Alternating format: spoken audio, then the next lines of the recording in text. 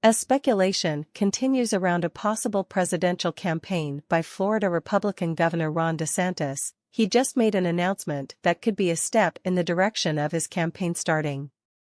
The popular governor and his wife, Casey DeSantis, will appear at the Republican fundraiser at the Feenstra Family Picnic, which is being held by Representative Randy Feenstra in Sioux Center. In Iowa, like Florida, freedom is valued, parents' rights are protected, and faith comes first, the governor said to Fox News. Congressman Feenstra is a strong conservative with a record of delivering results, and I'm happy to support him. And Representative Feenstra, who is holding the fundraiser for the Republican House Ways and Means Committee, praised Governor DeSantis. While liberal states shut down their economies, forced businesses to close, and kept our kids out of the classroom, Governor DeSantis championed freedom and common sense. Florida, like Iowa, are clear examples of what strong conservative leadership can deliver for our country, he said to Fox News. Fox News reported. Feenstra's prior two family picnic fundraisers hosted former Vice President Mike Pence, who's widely expected to launch his own 2024 bid, and former United Nations Ambassador Nikki Haley, whose presidential campaign has struggled to get out of Trump's shadow. A source familiar with planning the event clarified that DeSantis' invitation did not constitute an endorsement for 2024. But suggested that it signaled the Florida governor was very much still a possible White House contender. The source referred to Feenstra as a power broker in Iowa politics. If you want to win in Iowa, talk to Randy Feenstra, because he is well liked, a source said to Fox News. In the state of Iowa, as potential presidential candidates come through, Randy wants to be an ambassador to everybody and explain what's important to Iowa.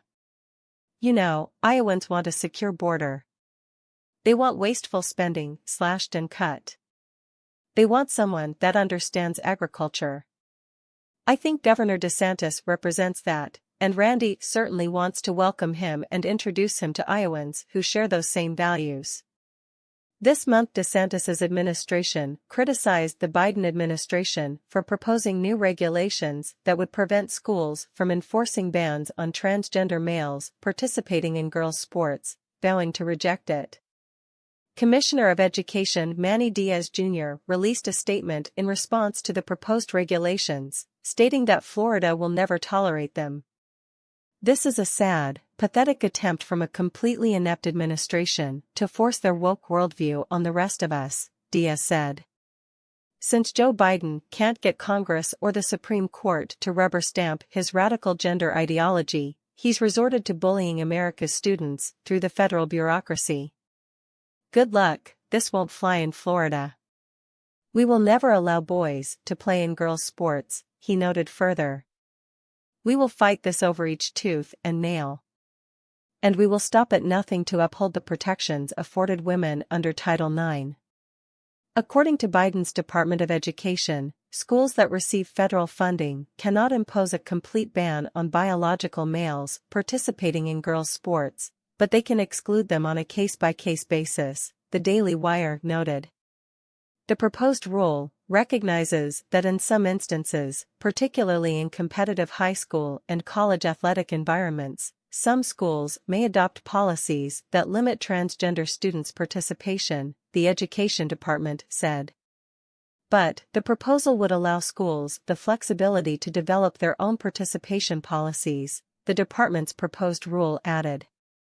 Sex-related criteria must meet two standards. First, they must be related to an important educational objective, and second, they must also minimize harms to the trans-identified student. For instance, preventing sports-related injuries would be an example of an important educational objective, the rule notes. Last year in North Carolina, a female high school volleyball player suffered severe head and neck injuries after being hit by a volleyball spiked by a trans-identifying player, highlighting the risks that girls face when playing with biological males in sports. Another example of an important educational objective is fairness in competition, the rule states. Fairness in competition may be particularly important for recipients in some sports, grade and education levels, and levels of competition, said the department.